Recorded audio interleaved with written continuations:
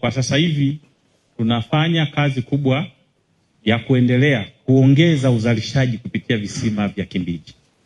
Katika hali ya kawaida tulikuwa tunaweza tukazalisha karibu lita milioni 17 hadi 20. Sasa hivi tunaweka pampu kubwa ambazo zinaweza zikachukua maji mengi kwenye visima vile kusudi tuongeze ule uzalishaji wa maji kutoka kwenye vile visima.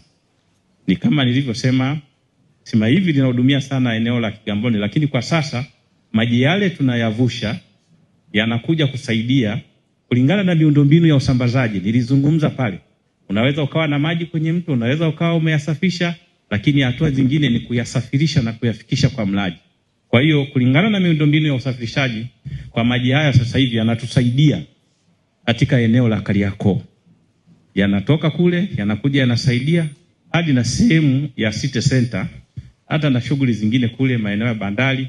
Kwa yale maji yanasaidia kwa kiasi kikubwa wakati huu tunapokuwa na upungufu kutoka kwenye mtambo yetu ya maji juu ya ardhi. Tarajio yetu tunaamini ndani ya muda mfupi tuweze kuongeza, ikiwezekana iweze kwenda karibu mara 2 ya uwezo wake kwa uzalishaji kusudi tufike angalau kwenye 35 hadi kwenda kwenye 40 katika jitihada za kuongeza katika muda huu mfupi kwa visima ambavyo tayari vipo kwa ajili ya matumizi. Lakini sheria inapokuwa kwenye critical inatoa preference kwa matumizi kwa ajili ya binadamu. Kwa kutumia kifungu hicho, waziri ameelekeza kwamba sasa hivi tu restrict matumizi mengine kusudi maji kidogo yaliyopo yaende kwenye matumizi ya binadamu. Hilo na wenzetu tunashirikiana wabonde kuweza kuhakikisha kwamba linafanyika. Kwa kushirikiana na viongozi wa mkoa wa Pwani.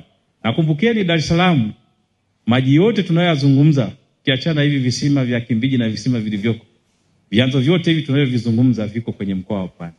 Ndio vinavyolisha Dar es Salaam. Ruvu Juu, Ruvu Chini, Wami, vingi viko kiachana tu hapo visima na huu mtoni hapo, mto Kizinga. Kwa hiyo kwa kushirikiana na mkoa wa Pwani na bonde kuna shughuli za doria sasa ya enforcement ambao kimsingi ni endelevu, lakini kwa sasa inaimarishwa zaidi kuweza kuhakikisha matumizi mengine yanasimama ili tuweze kuongeza uzalishaji wa maji kwenye mitambo yetu na tuweze kuongeza uzalishaji.